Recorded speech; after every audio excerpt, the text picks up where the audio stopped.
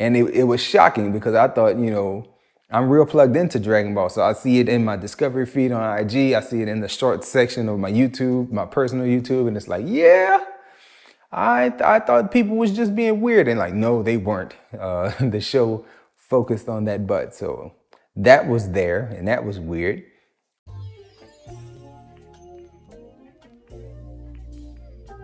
What's good, everybody? Welcome to Whole Views. Today we're going to be talking about Dragon Ball Superhero. Oh man, I gotta be honest with y'all. I've never seen an anime film in theaters. Like, I saw Demon Slayer the movie last year when it came out, and that thing was good, but I saw it at home. And when I went back and went through my memory, every anime film that I've ever seen have been at home. This one, Dragon Ball Superhero, is the first one I've seen in theaters, and I was satisfied with it. I wasn't blown away, I'll be quite honest with you. It was lacking in the emotional stakes category. When you look at my overall score, I give it a 7 out of 10, not top-notch stuff.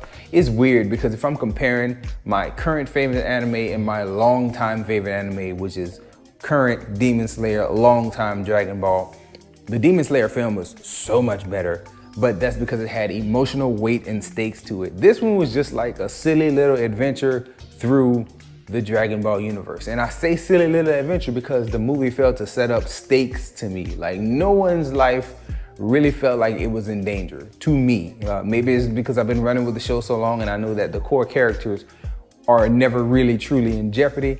I don't know what it is, but something about the way the film was constructed and the way it came together, I just never once worried that, oh, Piccolo is gonna die, oh, Gohan's gonna die. No, I never worried about those things.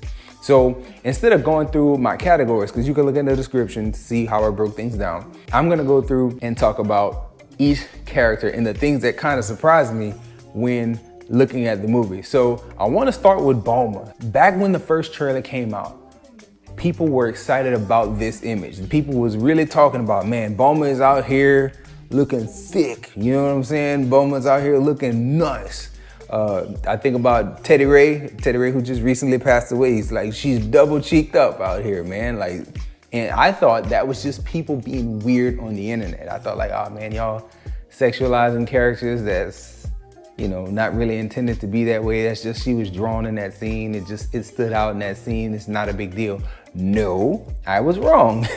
It was a big deal. And like, she made a big deal about her butt. Like, she basically wishes for BBLs, every now and then. And it's crazy that they're continuing this gag. Like, this is a thing that started way back. I want to say in GT, they talked about her, or at the end of Z, they talked about her, oh, she wishes to, take a few years off of her age and make her look like she's young still, even though she's aging. And I guess that's, that's cool, but like, they really leaned into the butt of it all with this movie. Like, there were several different booty and butt focused shots of Bulma here. And it was weird and it was shocking because I thought, I'm real plugged into Dragon Ball. So I see it in my discovery feed on IG. I see it in the short section of my YouTube, my personal YouTube. And it's like, yeah, I thought people was just being weird. And like, no, they weren't. The show focused on that butt. So that was there and that was weird. Moving right along to Pan. Pan is still only 3 years old. The way time moves in this show is strange to me because Pan is just 3, but I feel like she's been there for a while. And at the same time, you get Gotenks and Trunks, who are now like teenage size. And it's like, finally, they've grown up because they've been tiny forever. So I don't know, it's kind of wonky and it lends itself to just kind of dispelling all disbelief. Like, you never know where you are as far as time is concerned with this show. Gohan and Piccolo both had significant transformations here. Gohan was studying pretty much the whole movie and researching and typing the whole movie. And then in the late second and going into the third act, you get Gohan fighting. And he goes through the normal progression of Gohan, like, I'm gonna fight, and then I'm gonna take it serious, and then I'm gonna take it to another level, which we get the Mystic Gohan. It's like, okay, this is where he needs to be. And then we get the transformation towards the last few minutes of the film.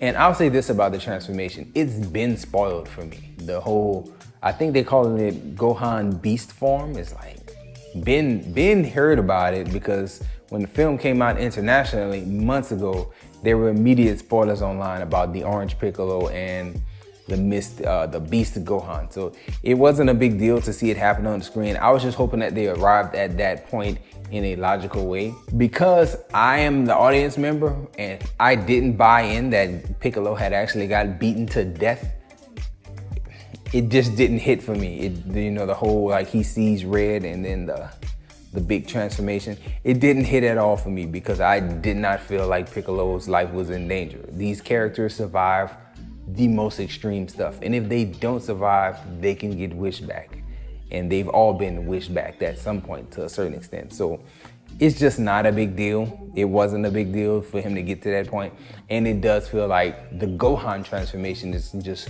pulled out of the rear end, you know what I'm saying? Just doing things just to do them, and it kind of diminishes that whole process, to me at least. Talking about Orange Piccolo though, I feel like that one was more significant. It's long overdue that Piccolo gets a power boost and like more ability to kind of hang and do things with the Super Saiyans and all the different transformations that they've gotten over the course of Super and the Super movies. Seeing the way he achieved it made sense, then they upgrading the dragon and giving 3 wishes. Very funny that both Piccolo and Bulma didn't have the presence of mind to think, let's just wish for those 2 Goku and Vegeta to come back. Talking about pace of the movie though, I feel like the movie did kind of slow down a bit when you gave us Goku and Vegeta and their side story and where they were and why they weren't able to fight. But at the same time, it was cool to have a story that wasn't focused on Goku and didn't have Vegeta doing his normal heroics. It was a welcome change. Did slow the movie down a bit, but it was a welcome change to have a different center of focus. Talking about the Red Ribbon Army as a group, and you have the Dr. Hedo, and then the Red Ribbon Army led by Colonel Magenta, who I guess, they do that with the Red Ribbon Army. I dedicated myself to watching all the old Dragon Ball, so I'm plowing through it. I'm on like episode 50, and I saw most of the original Red Ribbon stuff this summer, but the 1989 dubs that you can find online, and they had Blue, Silver, and then Colonel or Commander Red, who was at the top. I didn't get to him yet, but they did a flashback scene in the opening of this movie, and it was a real good flashback scene. Really, really nice flashback explaining the history. I'm imagining most people who's going to see this though, they understand and they know how the Red Ribbon Army rolls, and they understand Dragon Ball, because this movie is not a good introduction to that world, nor is any other Dragon Ball movie that I've seen. They are not good introductions to everything. They are more, hey, we're continuing the story this way and giving you this story this way. Not at all, hey, come along for this ride, even if you've never known. No, I would not advise that. Going back to the Red Ribbon of it all, you get Dr. Hedo, and he has a cool introduction. In the trailer, they make him seem like he's this bad guy, but actually he has this fantasy and idea about heroes and making his androids heroes. So Gamma 1, Gamma 2 look like villains to the normal Z fans in the trailers, but then when you actually look at the movie, it's like, no, they're actually heroic, and they've been fed some misinformation, and they get into it, then things get cleared up. That to me also kind of brings the movie down a bit, because the true villain of the movie is one that is incredibly weak. The leader of the Red Ribbon Army, Magenta, the son of Commander Red, just not much connection there. Cool that the Red Ribbon Army is back, but not so much to be an intimidating real force. The true villain, the big bad that they have to fight, is Cell Max. Horrible name, sounds like a cell phone.